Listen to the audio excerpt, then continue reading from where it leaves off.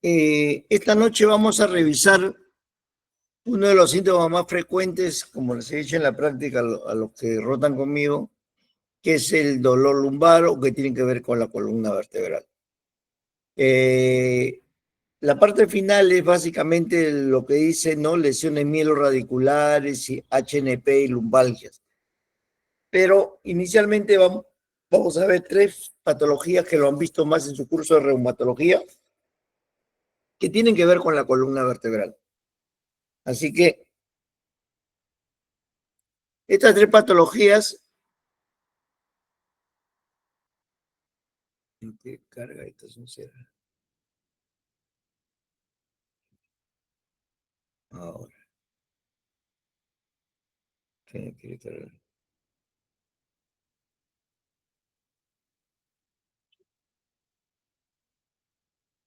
Ahorita no autoriza,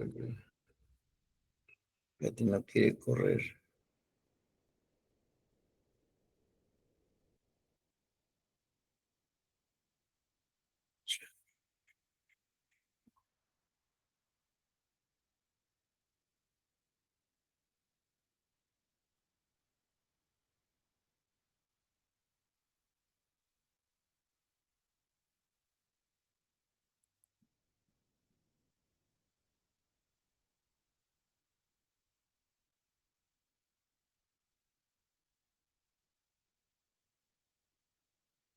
Ya quiero quitar.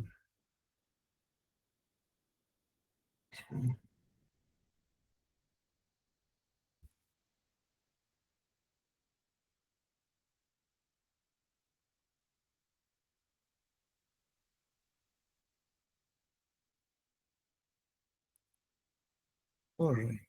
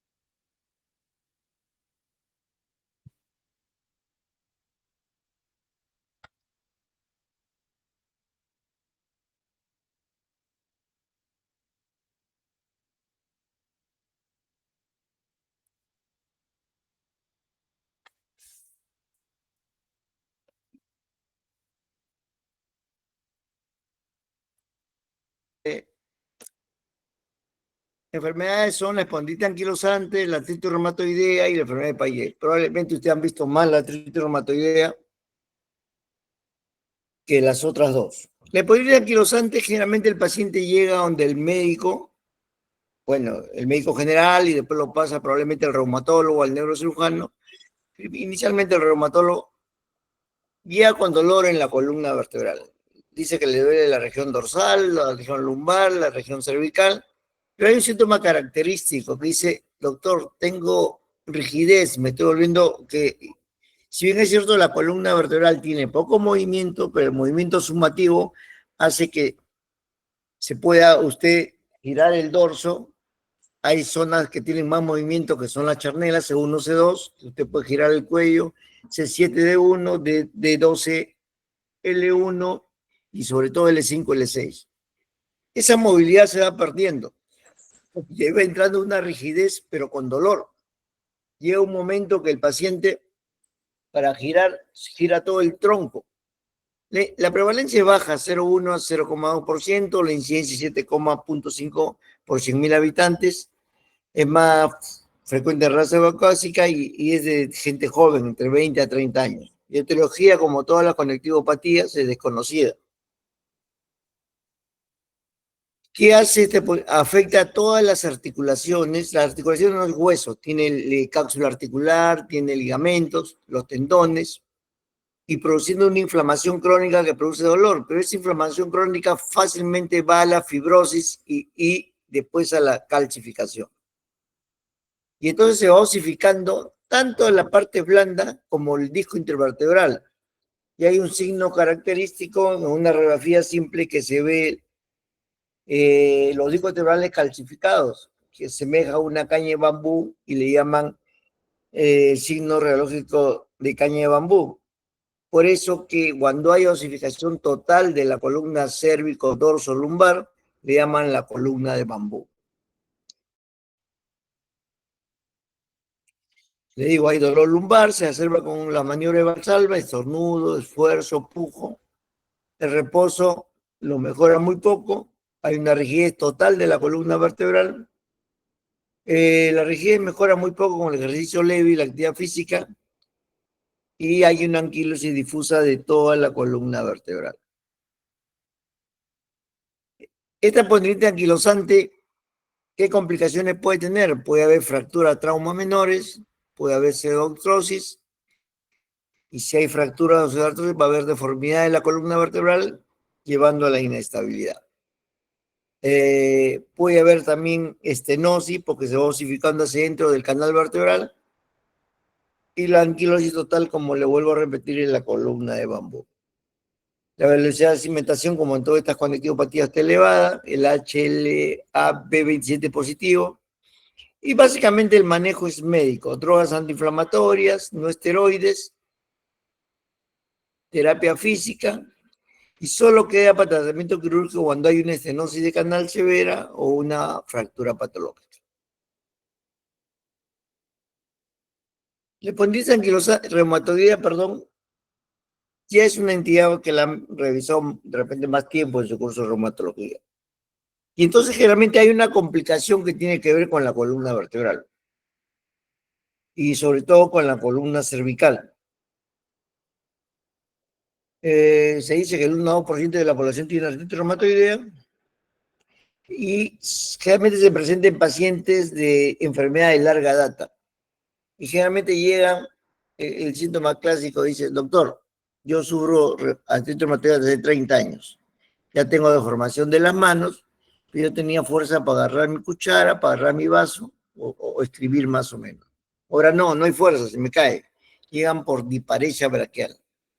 Van perdiendo fuerza en los miembros superiores. Entonces la complicación más frecuente de la artritis reumatoidea en columna es la subluxación C1, C2 o atroaxoidea. Ustedes saben que la primera vértebra no tiene cuerpo, es un arco anterior y un arco posterior. La segunda vértebra tiene una apófisis odontoides que actúa como pivot para que ustedes puedan girar la cabeza. Pero en la artritis reumatoidea lo que pasa es que el panus, que es producto del proceso inflamatorio crónico, se deposita entre el arco de C1 y la apófisis odontoides y tiran la apófisis odontoides hacia atrás. Y atrás que está la columna cervical. Por eso, por uso de disparesia braquial. Entonces, el tratamiento inicial que se hacía, ya no se hace ahora, era un cerclaje de C1, C2, un alambre especial, no cualquier alambre. Se hacía un cerclaje de C1, C2, y porque estaban abiertas, y mejoraba la sintomatología motora.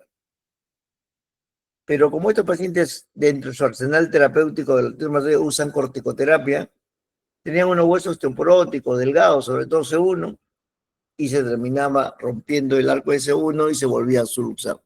Todo lo que se hace ahora, el tratamiento quirúrgico, es artrodesis occipito cervical. Es una placa en forma de H, dos válvulas van hacia la región de la concha occipital con tornillos, y las otras dos van a las carillas articulares C1, C2, C3. De esa manera regresa la odontoides a su sitio, mejora la sintomatología y es el tratamiento definitivo. ¿Puede haber subluxación de C2 para abajo? Sí, pero es rarísimo. Lo más frecuente es C1, C2. El cuadro clínico les he dicho, cervicalgia, disparesia braquial, o sea, déficit motor, puede haber también sensitivo, y si es severa la subluxación, puede haber también compromiso esfinterial. Puede haber disfunción de pares bajos, sí, sobre todo el 12, 9 y 10. Entonces ya hablamos también del tratamiento médico, que casi no existe, es el tratamiento quirúrgico, el actual, artrosis occipito cervical.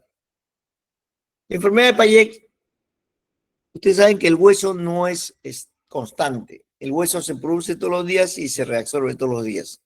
Ese es el metabolismo óseo. En la enfermedad de Payet está aumentada la reabsorción ósea. Entonces, al estar aumentada la reabsorción ósea, hay una sobreproducción reactiva de hueso, pero es un hueso de mala calidad, un hueso blando, débil. Es más frecuente en la región lumbosacra y se presenta en el 3% de la población. Aquí sí se encuentra una historia familiar.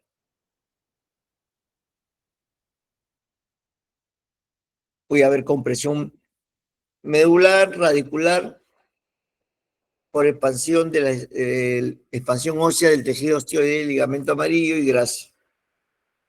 Todos estos cuadros dan proceso inflamatorio. La fosfatasa alcalina está elevada en el suero y la hidroxipolina en orina elevada. El tratamiento básicamente es con calcitonina 100 unidades por día. Pero también puede haber quirúrgico, sobre todo cuando hay estenosis de canal severa o fracturas patológicas. Entonces, recordando estas tres conectividades, acuérdense que la complicación más frecuente por artritis reumatoide es la subluxación C1, C2. Que los síntomas preponentes de la hipotensión anquilosante es la rigidez y dolor. Y el grado extremo de rigidez es la columna de bambú. Y en la enfermedad de Payet es un hueso de mala calidad, pero está aumentada la reacción ósea. Ahora vamos a hablar de las espondilolistesis a nivel lumbar. Ustedes saben que las vértebras están alineadas una de otra porque entre la vértebra tiene un cuerpo vertebral, unas láminas y una apófisis espinosa. Las láminas forman el canal vertebral. Entonces, por eso es que tienen que estar bien alineadas porque en el canal vertebral está la médula. Ahora, la médula ustedes saben que acaba en L1. O sea, L2, L3 solo están las raíces nerviosas que se llaman la cola de caballo. Entonces, el desplazamiento anterior o posterior de una vértebra sobre la otra, a eso es espondilolistesis. Generalmente es más frecuente al nivel del L5-S1 o L4-L5, estamos hablando de nivel lumbar. Entonces, esta clasificación de espondilolistesis es por el grado de listesis. Grado 1, cuando la desalineación es entre el 0 al 25%, vale decir hasta un cuarto, la cuarta parte del cuerpo vertebral. Grado 2, cuando es entre el 25 al 50%, entre la cuarta parte y la mitad.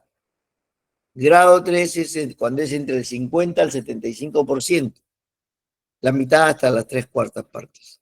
Y grado 4, cuando es más del 75%, o sea, más de 3/4 partes de un cuerpo vertebral respecto al otro. Ahora ustedes dirán, ¿por qué soporta? Como le digo, la médula cabe en L1 y las listesis más frecuentes son L4, L5 y L5 seguro. Entonces, sí, los grados 3, de 2 ya, pero más 3 y 4 que se ven, sobre todo en L5 y C1, pueden dar el síndrome de Colle-Caballo, que no es más que estiramiento de las raíces nerviosas, ¿no? O estiramiento de la cola de caballo. Y generalmente dan hipoestesia en sí de montar, con compromiso de los esfínteres urinario y vesical. Entonces, el síndrome de cola de caballo es hipoestesia en sí de montar, aparte del dolor, ¿no? Ahora, esta espondilolistesis también puede ser congénita, degenerativas son la mayor parte son degenerativas. Lo que pasa es que la espondiloartrosis debilita la cavidad articular y se desliza, y a veces se vuelve a soltar. Traumática después de una luxofractura, patológicas por metástasis vertebral, y postquirúrgica felizmente ahora casi hay menos. La cirugía del disco o de hernia del glúteo ha ido cambiando en el tiempo. Antes, para sacar una hernia, se hacía la laminectomía bilateral. Sacaban las dos láminas y el arco posterior. Después se fue menos agresivo y solo se sacaba la lámina donde estaba la hernia, derecha o izquierda, pero toda la lámina. Después se avanzó un poco más, en los años más o menos 80, fines de los 80, ya se hacía hemilámina. No se sacaba toda la lámina de un lado, sino la mitad. Se llama hemilaminectomía. Y ya casi alrededor, finalizando los 80 y los 90, se comenzó a hacer disectomía pura, con microscopio o con frontoluz o telelupa. Solo se sacaba el disc, la hernia, por eso se llama disectomía. No se hacía ni hemiláminas, solo se hacía como un ojal al ligamento amarillo para llegar y sacar solo la hernia. La incisión indudablemente era más pequeña, para evitarse equivocaciones se hacía con control hidrológico y se sacaba la hernia. Y todo esto ha ido evolucionando, cada vez incisiones más pequeñas, con monitoreo radiológico, y actualmente lo que se está haciendo para cirugía de hernia es la cirugía endoscópica. Y ya no es ni el corte chiquito, no se divulsiona ni poco músculo para vértebra lumbar. De frente se hace una incisión que es menos de 1 centímetro, 0,5 milímetros, para que entre el canal del endoscopio. Nosotros hacemos primero una discografía, un azul de metileno, para estar seguros. Con ayuda del arco en C se localiza el disco de la hernia, si es uno, si son dos, se pinta azul de metileno y luego ya se aborda con el endoscopio. Hay dos técnicas, la interlaminar y la foraminal, dependiendo de la ubicación de la hernia. También se está haciendo ahora cirugía de estenosis de canal vía endoscópica, porque los C de endoscopía vienen con fresas para drilar y se drila en Z, ¿no? Realmente se dice en Z porque se comienza con la lámina, si es un espacio, lámina superior derecha, inferior izquierda, se sube a la otra y se baja. Por eso se llama en Z.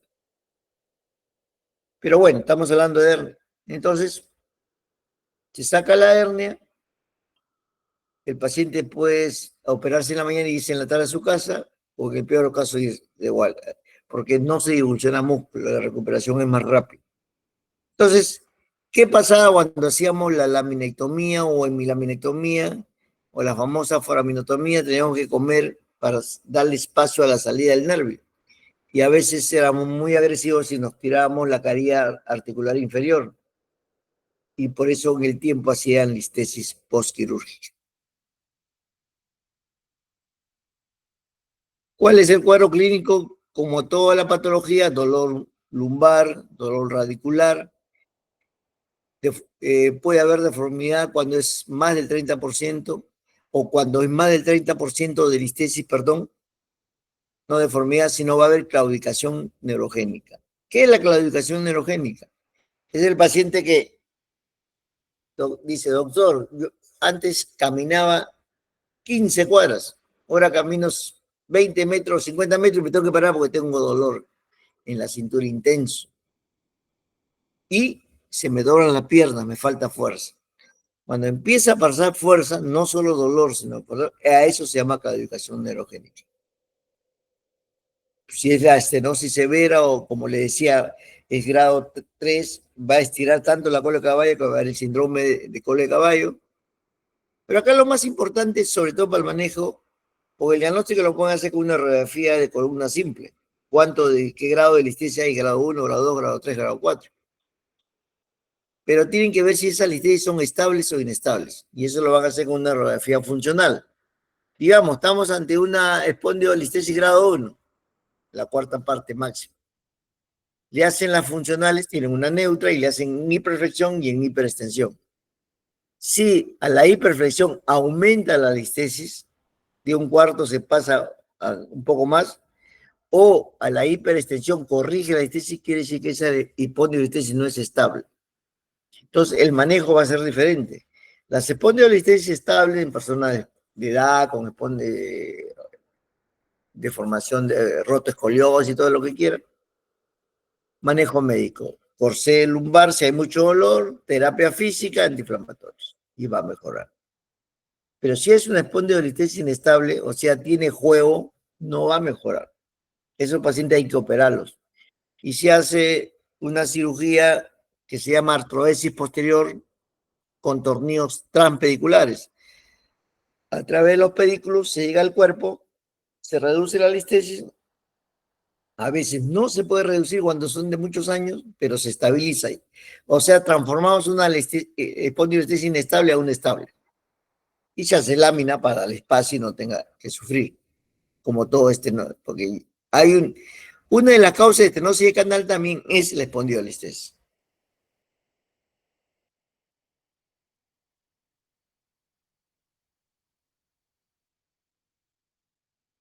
Esto es para que recuerden lo que le decía, cómo es una vértebra. Este es el cuerpo vertebral, estos son las láminas, esta es la apófisis espinosa.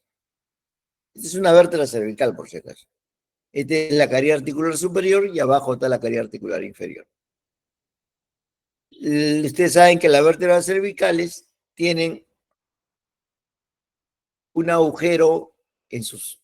¿Por qué? Porque por ahí asciende la arteria vertebral, que son ramela subclavia, para entrar al cerebro formando la arteria basilar.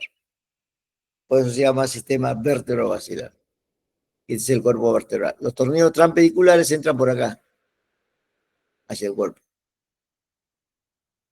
El pedículo generalmente es lo que une la lámina al cuerpo vertebral.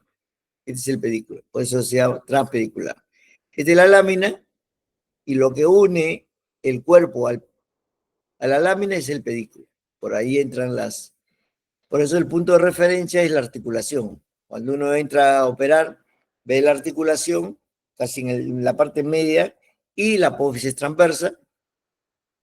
A esa altura, con una angulación de 30 grados, más o menos entran los tornillos. Entonces, la estenosis espinal, en este caso vamos a hablar de la estenosis cervical, puede ser congénita, sí, pero es raro. Hay varias causas. ¿Qué es estenosis? El canal vertebral tiene un diámetro. Cualquier cosa que disminuye ese diámetro se llama estenosis. Una hernia del ducto pulposo mediana destruida va a disminuir el canal, produce estenosis. Eso se llama degeneración del disco intervertebral. Hipertrofia de las láminas, se engruesan, la caries articular también se engruesa y va disminuyendo el canal vertebral. Pero cuando este proceso inflamatorio de engrosamiento tanto de la caries articular como de las láminas, también se engruesa las partes blandas, sobre todo el ligamento amarillo, que es delgadito, se hace grueso. Y en la resonancia vamos a verlo como negro y se va a ver grueso esa parte negra. Entonces, todo eso condiciona la disminución del canal vertebral. A nivel cervical, sí, no es como a nivel lumbar, que soporta un buen grado de estenosis, porque todo es médula, ahí no hay. Entonces, sí tener cuidado en qué momento ya el manejo de una estenosis cervical, manejo médico debe pasar a quirúrgico, antes de que produzca daño medular y mielomalacia. La subluxación también puede dar, por degeneración fasciculataria, también puede dar estenosis. Hay compresión radicular y medular, como les digo. El dolor es cervicobraquial, cervicobraquialgia. Y esto ya les expliqué las partes de la vértebra. Y esta es una resonancia con estenosis cervical. Este es un canal vertebral normal. Abajo también, y fíjese cómo se hace como un desfiladero el canal vertebral. Y lo que le decía, fíjese que la parte negra es bien delgadita. Acá como se engruesa. Esa es hipertrofia del ligamento amarillo, tanto anterior como posterior. Realmente es posterior. Anterior es el ligamento longitudinal anterior. O sea, todas las partes blandas contribuyen a esa estenosis de canal.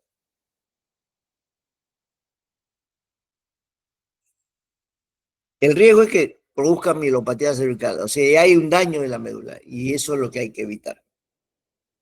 Es la causa más común en pacientes mayores a 55 años con espondiloartrosis. Se presenta más o menos la sintomatología con el 30% de disminución del canal vertebral. Hay compresión, le vuelvo a repetir, de las balas espondilóticas, el ligamento amarillo hipertrófico. Pero es una isquemia por compresión vascular, un trauma local en la médula y la mielomalacia. Pero eso es lo que tenemos que evitar. Cuadro clínico de dolor cervicobraquial radicular, puede haber compresión medular, entonces va a dar paraparesia o cuadriparesia, compromiso sensitivo, y si es severo, también compromiso esfinteriano.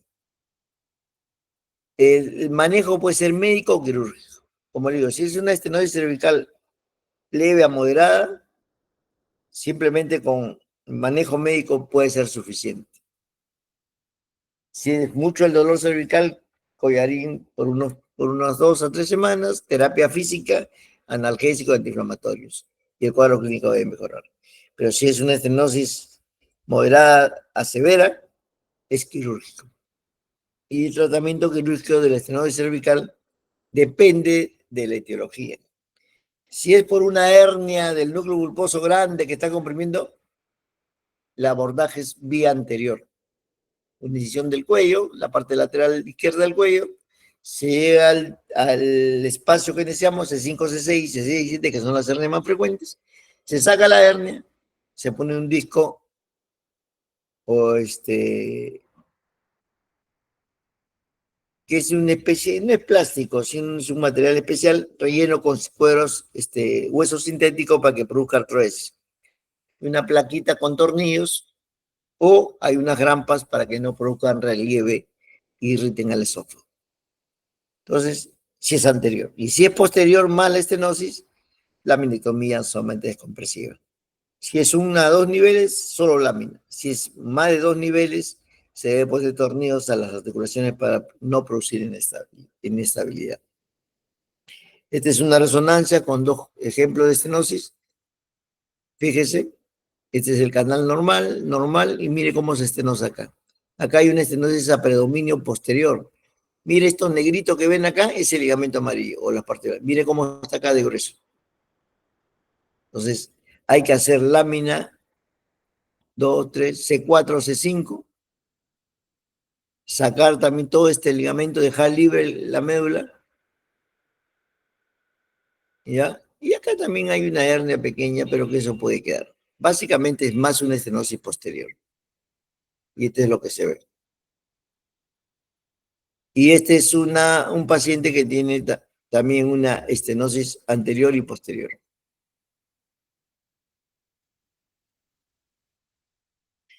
El tratamiento siempre ha sido controversial acá. ¿Cuándo operar? ¿Cuándo no? Depende del paciente. Si es un paciente de construcción civil, que es lo que lleva más, que ha estado trabajando hasta hace 15 días, llega con un cuadro de dolor cervicobraquial intenso. La clínica es radiculopatía C5, C6, C6, C7. Se hace la resonancia y se ve una estenosis de canal por espondiloartrosis, básicamente. La miectomía descompresiva, si es 2 o 3 con tornillos, y el paciente al mes se está regresando a trabajar. Que no ha habido todavía. Pero si es un paciente postrado crónico, donde la resonancia se ve mielomalacia, o sea, daño medular, y no va a ser recuperativo, puede optarse solo por manejo médico. La idea es no producirle más agresión al paciente que no lo vamos a recuperar, ¿no? O operarlo antes de que se produzca la pilomalacia. El problema de los pacientes postrados crónicos ancianos es que hace usted una buena cirugía y ya no se va a dañar más la médula, porque lo que está dañado no se recupera, pero generalmente como son postrados hacen neumonía postoperatoria y se mueren por la neumonía. Entonces, el tema es bien, ¿cuándo operar? Cuando sea un paciente recuperable, si no solamente manejo conservador. Ahora el esquema de tratamiento analgésico ha aumentado bastante. Incluso se puede llegar a la bomba de morfina para mantener un paciente tranquilo, sin dolor, que es lo que necesitamos. Entonces, candidato a cirugía, mielopatía progresiva, o sea, que estén antes de que se dañe. Funcionalmente significantes, pero estables. Pacientes con braquialgia intensa que no mejora, buen estado general y con riesgo quirúrgico bajo. No candidato a cirugía, mielopatía establecida, que ya no progresa, ya está hecho el daño.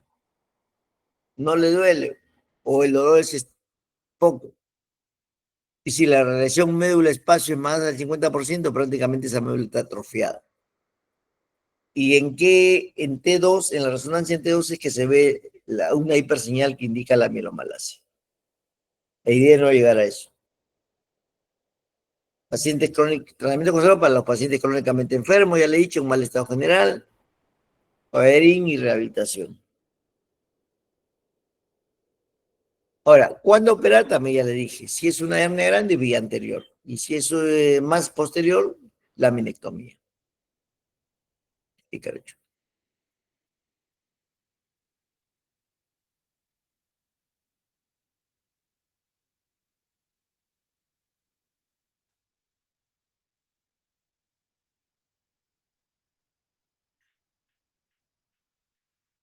Y el tratamiento quirúrgico, si es hernia, vía anterior. Si es lámina, vía posterior. Eso ya les he dicho. ¿Cuántos discos se puede operar por vía anterior? Lo ideal es 2, máximo 3. No, no es aconsejable hacerlo en una sola cirugía 3. Pero, y la laminectomía sí se puede hacer de 2 a 3, sin problemas. ¿Qué es la laminoplastia? Es más estético. Con el craniotomo que tiene para hacer craniotomías, también hay una cuchilla para columna, es más larga. Se saca en bloque todo el arco posterior. Se saca ya la parte blanda, el ligamento amarillo, se deja libre y se vuelve a poner el arco posterior. O sea, como digo, es estético, pero no es necesario. Esa es la laminoplastia.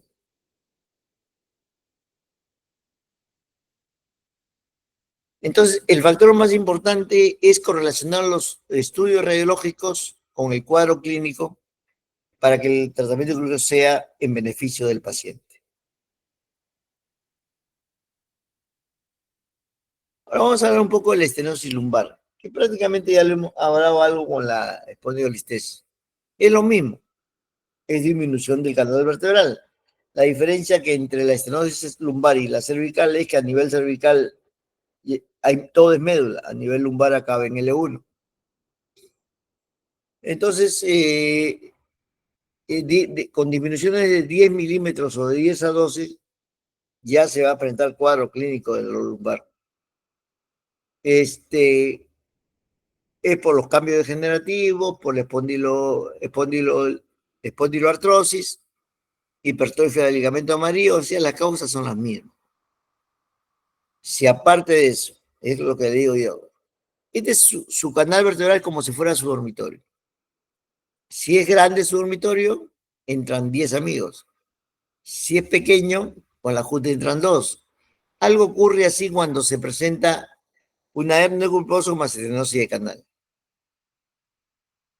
Por eso es que la cirugía de hernia ha cambiado en el tiempo. Antes hernia diagnosticada, hernia operada, hernia diagnosticada, hernia operada. Ahora no, ahora se opera solo en 2 condiciones. Dolor lumbar claudicante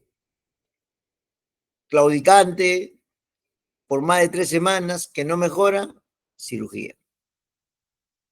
O dolor hacia un cuadro clínico, mejora el paciente, a los 15 días regresa, entonces no puede reiterar a su vida normal, cirugía. O aparece déficit radicular. Ustedes saben que las hernias más frecuentes, así como a nivel cervical es C5, C6, y C6, C7, a nivel lumbar es L4, L5 y L5, C1. Entonces, cuando la hernia está comprometida en la raíz L4, L5, ustedes le dicen camine de puntas y no puede, se le cae el pie. Y cuando es S1, le dicen camine de talones, no puede, se le cae la punta del pie. Se aparece déficit radicular, o sea, compromiso ya motor de la raíz comprometida, cirugía. Porque el dolor le va a pasar, pero ya no va a recuperar ese movimiento si no se opera. Entonces, la esterosis lumbar no viene a ser más que la hipertrofia de todos los elementos óseos y blandos.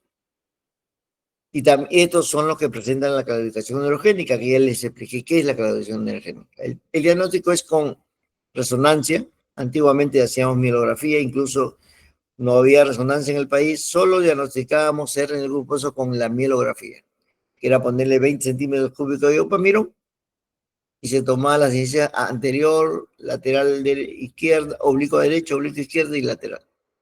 Y se veía la hernia. o la estenosis de canal. Ya cuando vino la resonancia, nos ayudó sobre todo en la cervical, porque la mielografía cervical era media cruenta. Había que hacer, eso sí era con control radiológico, porque la lumbar era hacer una punción lumbar y poner el contraste. La cervical había que hacer un abordaje C1, C2 con control radiológico para poner el contraste. Pero la resonancia nos ayudó bastante. Entonces, la estenosis también, al igual que la estenosis lumbar, si es leve a moderada, manejo médico. Por cese lumbar, terapia física, analgésicos, mejora, pero si es moderada, severa, es quirúrgico. Sobre todo si hay claudicación neurogénica, cirugía.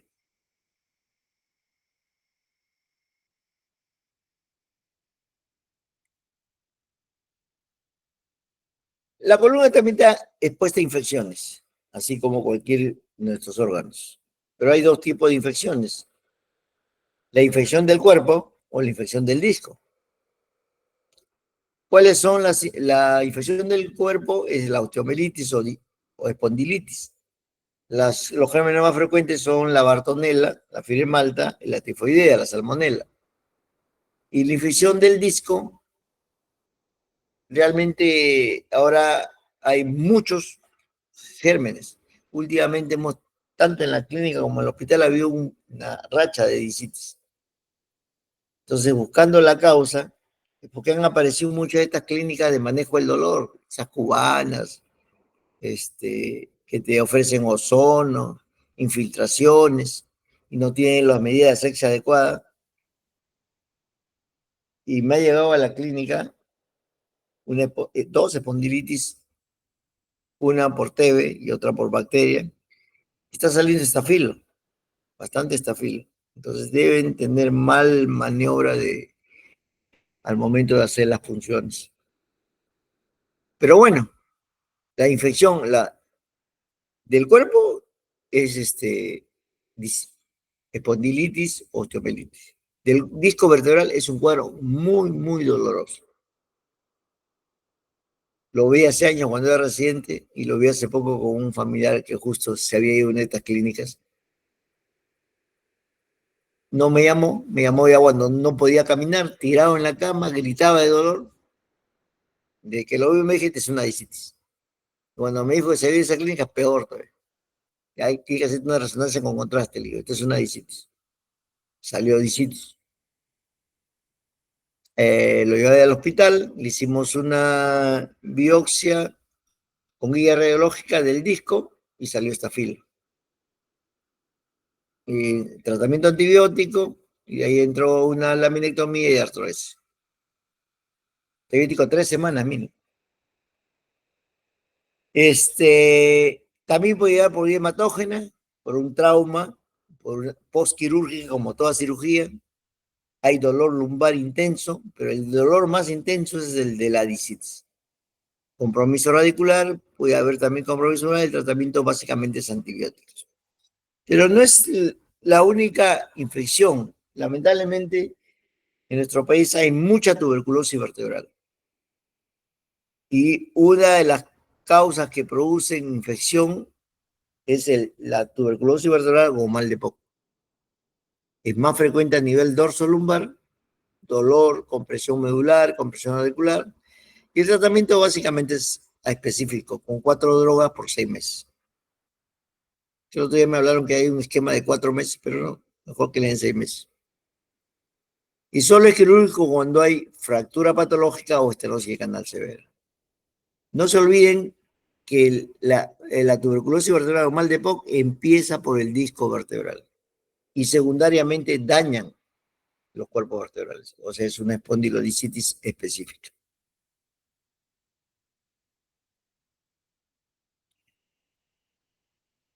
Estamos llegando a la hernia del núcleo pulposo. Cervical ya más o menos hemos hablado, ¿no? Las raíces salen por los pedículos.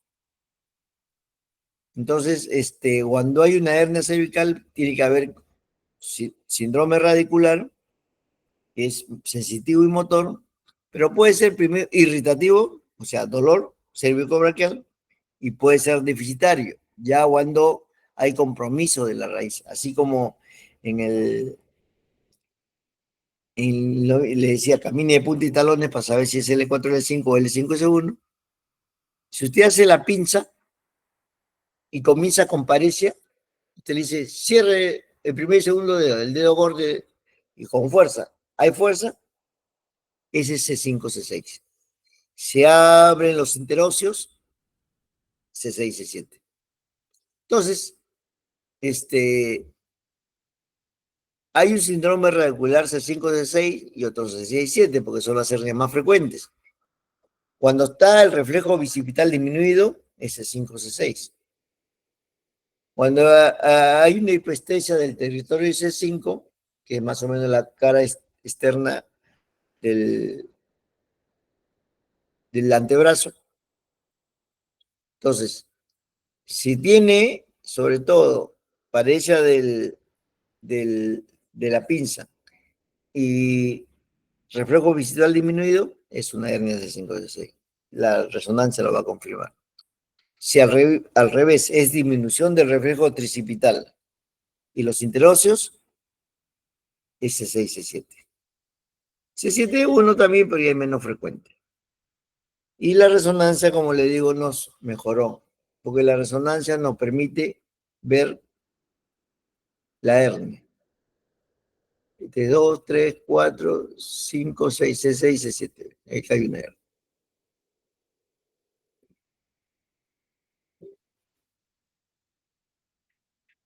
El diagnóstico básicamente es con resonancia. El tratamiento puede ser médico, si es el dolor manejable.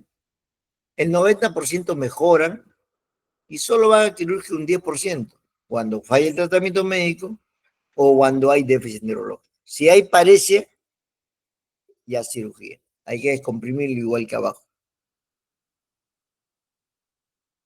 Y llegamos a la tarde, a la causa de la clase, las lumbalgias en general. Porque hemos visto varias cosas de la columna vertebral. Y sobre todo es un fenómeno económico en países desarrollados, porque significa horas de trabajo, horas de producción de hombre. Es la segunda causa de atención médica, es la causa más común en personas de 45 años, tiene una prevalencia en la vida entre 60 y 90% y la incidencia anual es del 5%.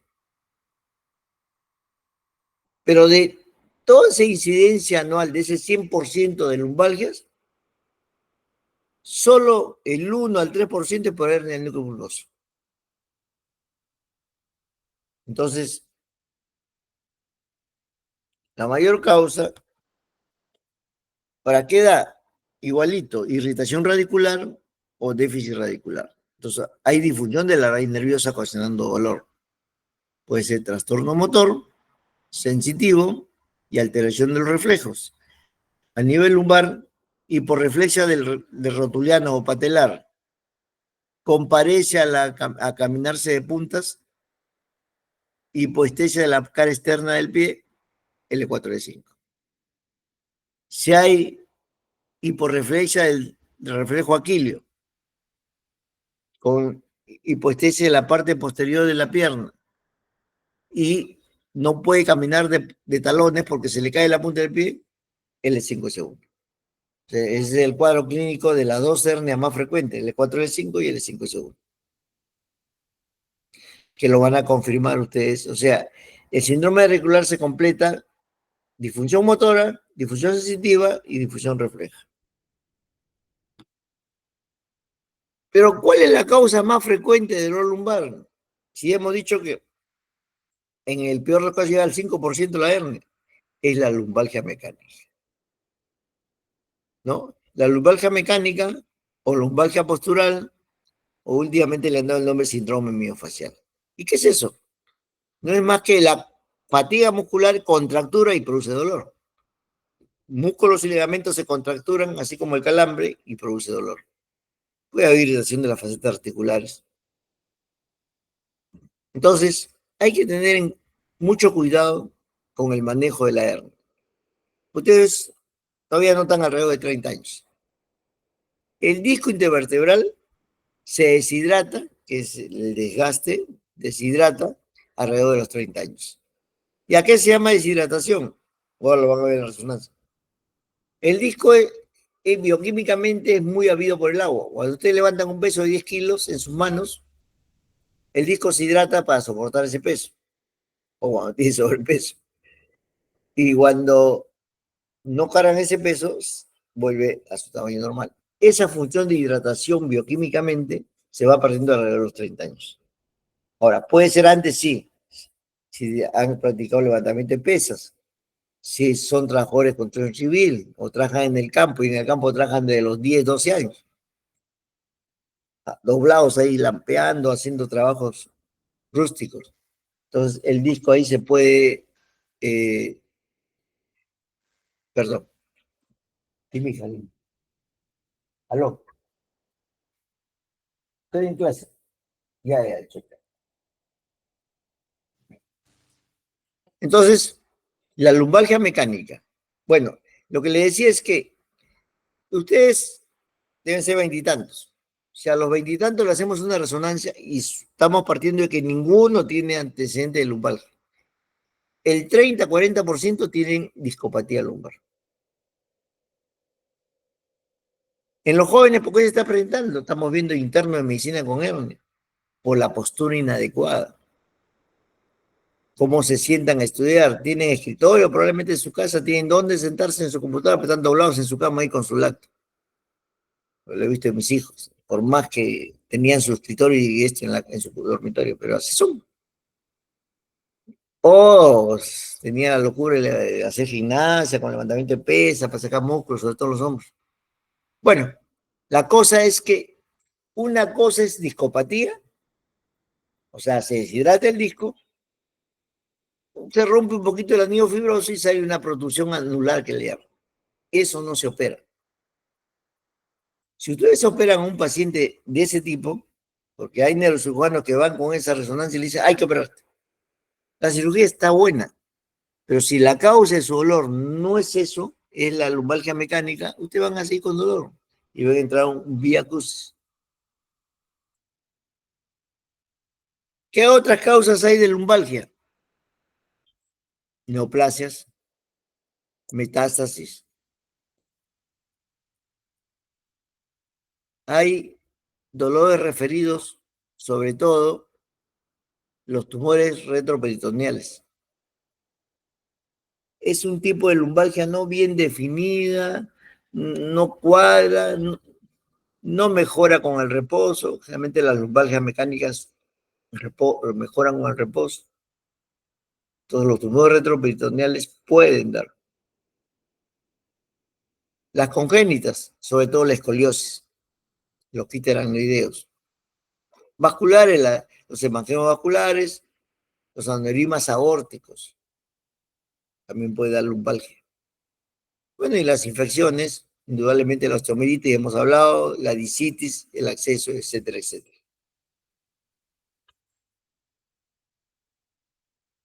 La tuberculosis vertebral también va a dar lumbalgia. Las degenerativas que hemos hablado, la espondilolistesis, la estenosis de canal, la hernia, las tóxicas o metabólicas, la diabetes mellitus y el hiperparatidismo pueden dar lumbalgia. Las traumáticas, después de una caída sentada, van a quedar con dolor lumbar y eso mejora con el manejo médico, si no hay fractura, indudablemente. Y las psicógenas. Tengan mucho cuidado cuando llega una paciente, dice que está con dolor lumbar, no mejora con el reposo, los días y noche. Examínenla, no hay la C, hay contractura muscular. Entonces, y por ahí amplían su análisis y le dice, ¿y cómo está durmiendo? Cuando no encuentran una causa ustedes.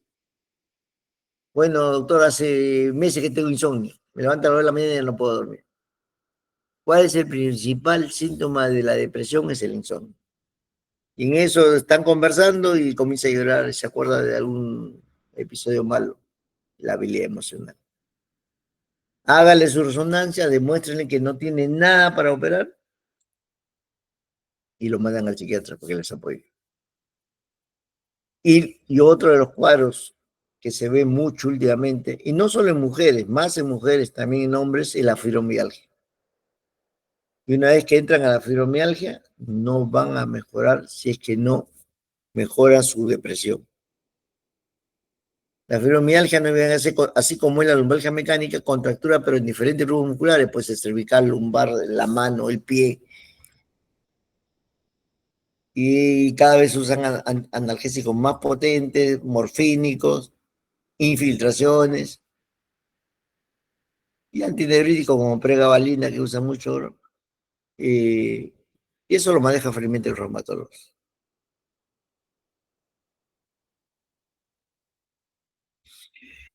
Llegamos a leer el núcleo bulboso, la BD de la clase. Se presenta entre tercera y sexta década de vida. Últimamente, como le digo, estamos viendo en gente más joven. Hace poco he visto una hernia de una chica de 18 años y el único antecedente en la clínica le hemos hecho cirugía endoscópica y el único antecedente que tenía es que, bueno, era medio elástica y comenzó a practicar pesas. Ellos le llaman otro nombre, no me acuerdo ahorita. No me acuerdo, pero es levantamiento de pesas. Factores de riesgo, sí, la ocupación. Trabajadores de construcción civil, pilotos de los que practican equitación, los choferes que están horas sentados, sobre todo de carretera larga, los trabajadores de oficina que no hacen ningún deporte y están sentados 7 o 8 horas, también es causa de que se adelante. Pero felizmente, luego del primer ataque agudo de lumbalgia por HNP, el 70% mejoran en las primeras 3 semanas. Los que no mejoran, ya le dije, van a cirugía. Y el 90% mejoran después de las 8 semanas. Y puede quedar un 1% con síntomas pequeños, ¿no?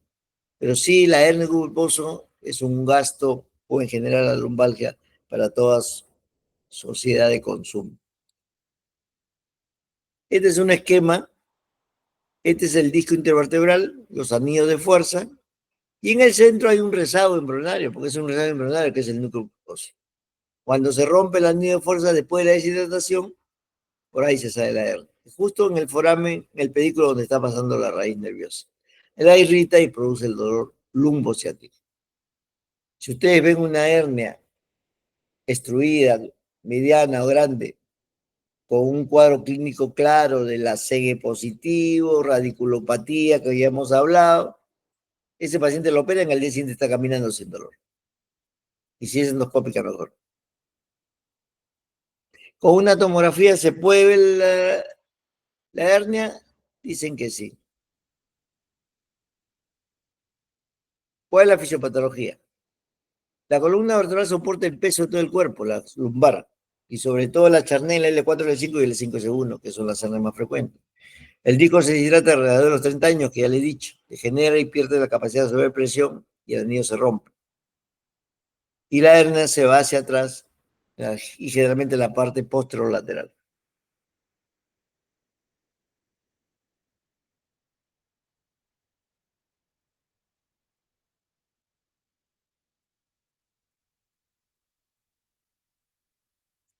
Esta es una mielografía, como hacíamos, poníamos el yopaminón 20 centímetros y acá veía la raíz L5 derecha, la raíz L5 izquierda. Acá veías la raíz L4 derecha, pero la izquierda no la veías. Entonces, amputación de la raíz L4, L4 izquierda, hernia, decías tú. Le tomabas la oblicua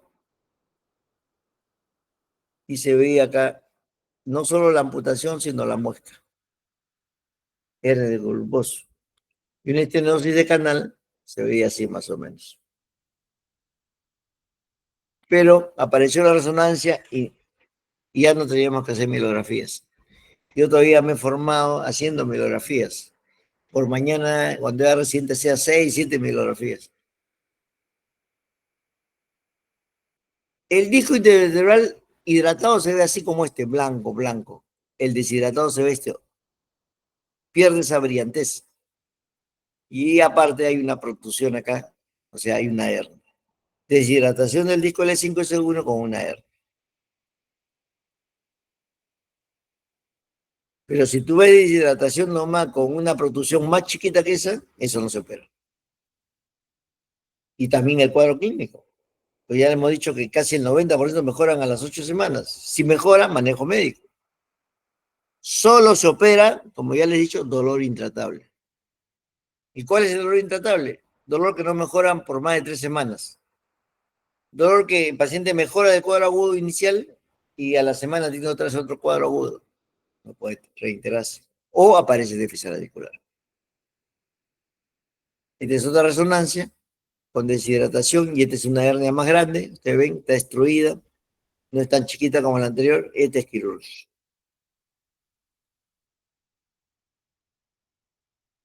Ahora, ¿por qué la hernia siempre hacia atrás y no hacia adelante? Lo que pasa es que la parte blanda del ligamento longitudinal posterior no ocupa todo, sino la mitad del cuerpo vertebral. Entonces, por la parte posterolateral es donde más se fuga cuando se va a salir la hernia. Y otra causa anatómica es la altura del disco intervertebral. El disco intervertebral no es igual en la parte anterior que posterior. En la parte anterior del disco es 2/3 partes más alto que la parte posterior. Entonces, es más fácil que se vaya donde hay menos resistencia, hacia la parte posterior. Esta es una hernia del núcleo pulposo, pero también estenosis. Fíjense, parece un rosario.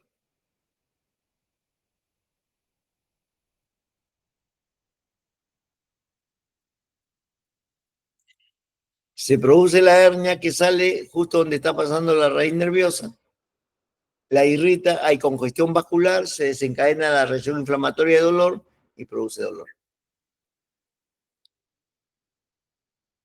Es casi igual, L5S1.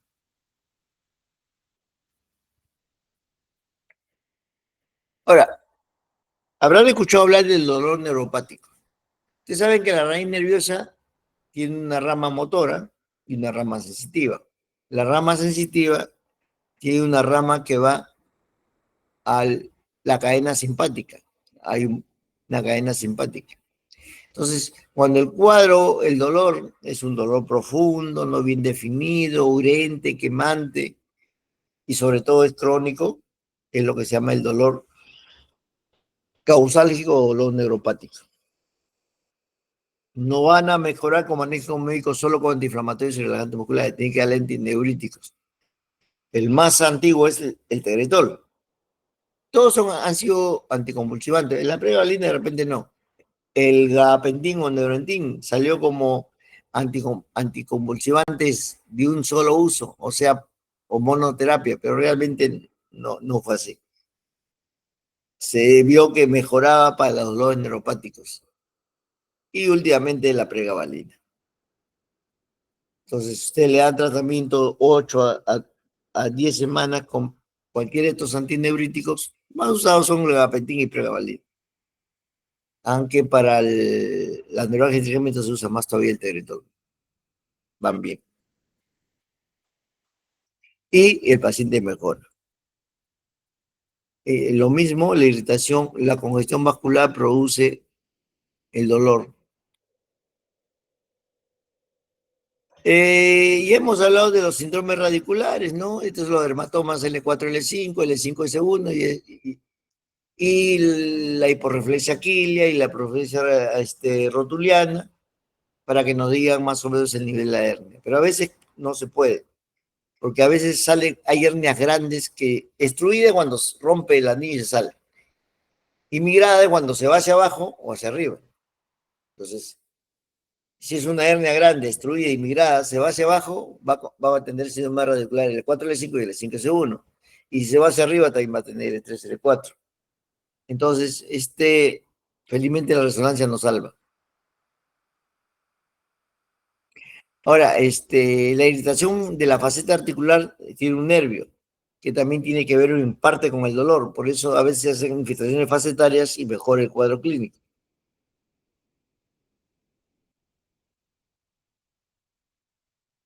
¿Cuál es el cuadro clínico? Dolor lumbar y dolor lumbar ciático irradiado al miembro inferior, para el cual está la raíz comprometida, que es un dolor lumbar que se irradia por la cara posterior externa del miembro inferior.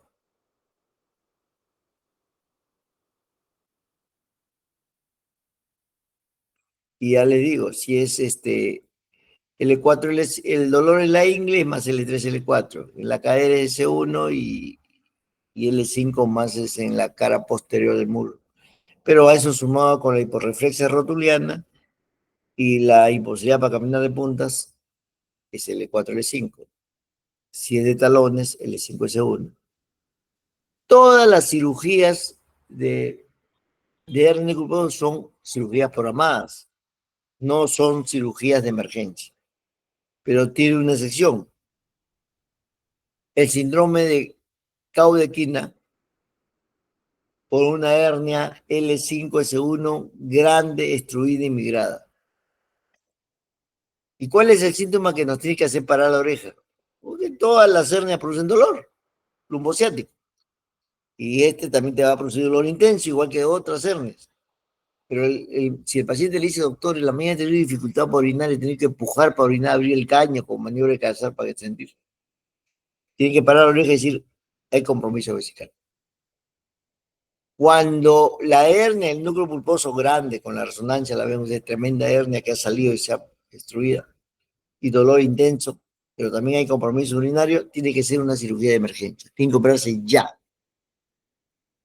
Lo que no se opera en ese momento, sufre el, el esfínter vesical y se queda con vejiga neurogénica. Y sabe Dios si recupera. Me pasó en la clínica con un ingeniero joven. Llegó como a las 5 de la tarde, me llamaron, fui a verlo, vi la hernia, tremenda hernia. Digo, ni que operarte. No, doctor, yo no quiero operar. Pero mira, tienes una hernia y ya me has dicho que has tenido que empujar en la mañana por orinar. Ya hay compromiso parcial del esfínter. No, doctor, yo firmo lo que sea, me voy. Se fueron. Al día siguiente me llamaron como a las 5, 4, 3 de la tarde. Entonces hay un paciente, que yo no estoy de guardia y día, le digo, no, pues un paciente dice que quiere que lo vea usted porque lo ha visto ayer. Bueno, y llegaré en 2, 3 horas, le digo, estoy ocupado. Llegué como a las 7 de la noche, creo. Y era el paciente, que ya estaba con su sonda Foley. Pero todavía sí vengo a operar. Le digo, no hay problema, yo te opero, pero ya lo de la vejiga ya te expliqué ayer. Le digo, ayer era el momento. De ahí la pasé a una doctora que hace urodinámica, que ha estado casi un año, pero algo puede rehabilitarse. Terrible. Entonces, no se olviden, la única emergencia es el síndrome de cole caballo o cabo de quina por una hernia L5 según una estruida migrada.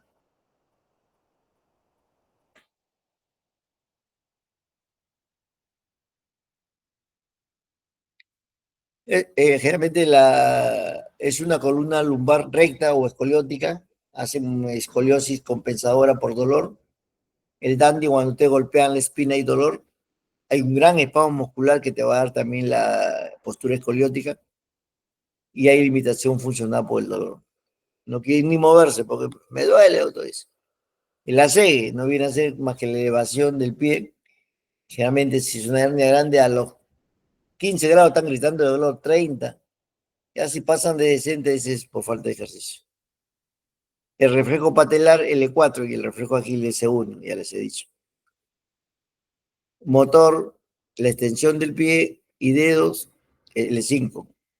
Y S1, la flexión plantar del pie. Yo siempre le digo a mi paciente que hacen cuadro de lumbociática, mejoran. Le digo, siempre en la mañana camine de punta y talones. El día, aunque haya mejor el dolor, que usted vea que no lo puede hacer, se viene, le digo, hay que operar. Todo el tratamiento generalmente es médico. Cada vez se opera menos hernias. El tratamiento médico es básicamente reposo absoluto inicial, analgésico, relajante muscular, el que quieran, no existe el ideal, cama dura, terapia física.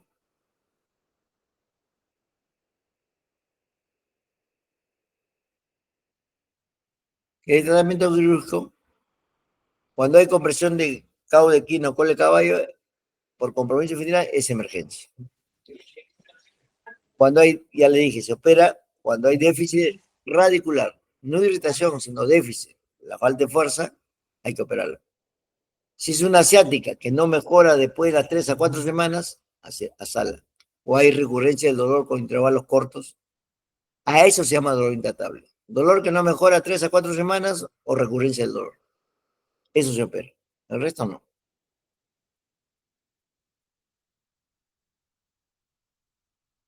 ¿Qué complicaciones se han visto a través del tiempo? Hay complicaciones. Lesiones estructurales neurales. Yo no he visto, pero sí se ha reportado. Cuando están haciendo la foramentomía, es una pinza que se llama Kerris. No hagas un movimiento si no ves. Si no ves bien con el microscopio es más difícil. Generalmente tú encuentras la raíz y ahí lo mata la hernia. Si tú quieres darle espacio a la raíz, pero no la has separado una vez, la puedes morder y te sale como un fideo, dice, la raíz nerviosa. Lesión de grandes vasos. Felizmente tampoco he visto, pero sí llegó, estaban operando una hernia en el sabogal y en eso le dice el angiólogo, se está chocando el paciente, pásenle sangre. Por una hernia no se te puede chocar el paciente. Llamen al cirujano, abren el abdomen y no sé cuántos litros de sangre ve ahí. Se había perforado la ilíaca primitiva. Lo que pasa es que por ahí nomás pasa la ilíaca, L4, L5. Y si tú realmente no sé curetear, pero hay algunos que curetean. Tú metes la cureta más de 2 o 2.5 centímetros, ahí nomás está pasando la ilíaca, las ceras.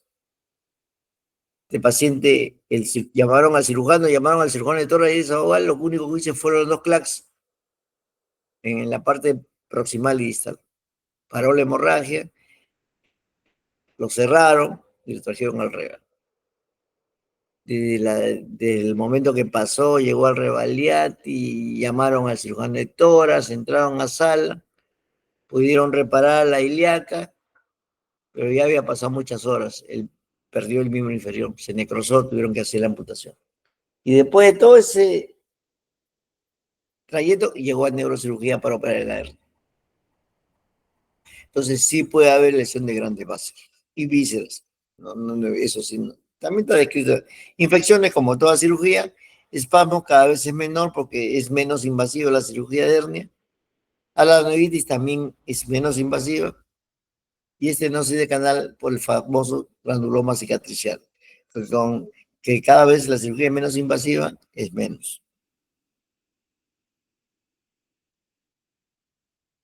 Siempre les digo, se opera hernia, no se opera imágenes. Si usted ve una resonancia con una discopatía y una protrusión anular, no se opera. Si usted ve una resonancia con una hernia grande, destruida y un cuadro clínico, porque a veces tienes un canal amplio y el paciente está, de otro ya no tengo dolor. Entonces, ¿por qué lo vas a operar? Le digo, si usted tiene un dormitorio amplio, entran 100 amigos. Si tienes un dormitorio pequeño, no entran más que 1 o 2 amigos. Si tu canal es amplio, no hay estenosis de canal, está la raíz, está la hernia y no pasa nada. No es que te vas a quedar inválido. Entonces, solo se opera la imagen que ves, pero que tenga relación con el cuadro clínico. Y ya le he dicho que un 30-40% pueden tener discopatía y producción anular, y eso no significa que necesite cirugía. Entonces, hernia demostrable, dolor intratable en relación a la imagen, se opera. Y eso, el médico tiene que ser ético. Lo que tú predicas en una clase como acá, lo que predicas en el hospital debe ser en la actividad privada. Yo veo muchos pacientes que vienen por segunda opinión y que los han querido operar y no solo operar de la hernia, sino ponerle de caja, tornillos, porque lamentablemente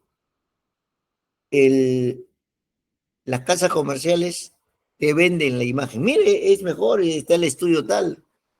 Sí, hay ahora la artrosis anterior de la LIG, la lateral el olive, la posterior clic o clic, cuando se necesita. Si solo es una hernia, saca la hernia. Pero si hay alteración de la curvatura, para devolver la lordosis sí tiene que ser vía anterior o vía lateral. O si es un disco de espacio muy aplastado, sí tiene que poner una caja. Eso significa ponerle tornillos. Me pasó con un amigo, medio familiar, coronel recién ascendido en el ejército, hace un cuadro del L3, L4, intenso dolor. Viene porque estaba en Tumbes. Y realmente él sí había alteración, había que sacar la hernia y ponerle una caja. Hugo me dice, si me ponen tornillos, ya soy acto B, ahí me quedo, no haciendo más. No, también puede mejorar sacando la hernia nomás, pero ya baja de peso, porque está como pasando, creo, baja de peso, a gimnasia, bueno, de eso se hizo, y sigue su carrera, ¿no? Era su primer año de coronel. Y llegar a general, como todo militar, si se mete eso, bueno, está bien, ya le he dicho, tú vuelves a subir de peso, va a hacer un cuadro de dolor y ya va a haber que poner tornillo en cajas. O sea, cuando es necesario hay que hacerlo. Ahora ustedes miran, ¿por qué lo hacen muchos neurocirujanos jóvenes? Porque en la casa comercial te meten por los ojos, uno, dos. Doctor, ¿quiere ir a este congreso? Mire, si usted me pone 3 al mes, está asegurado su viaje. O como unas casas que van de frente, doctor, de todos los insumos que use para su cirugía o terapia endovascular que hago, sobre todo la terapia, usted tiene el 30%. Ya le digo, afuera. Entonces, hay que ser éticos y hacer medicina sin hacer daño, en lo posible. Porque el error humano siempre está. Puede suceder. Nadie es perfecto. Bueno, muchachos, eso es lo que quería comentarles sobre hernias de culposos. Si han estado atentos a lo que he hecho hincapié, son preguntas simples que van a venir. Que tengan buenas noches. Muchas gracias, doctor. Buenas noches.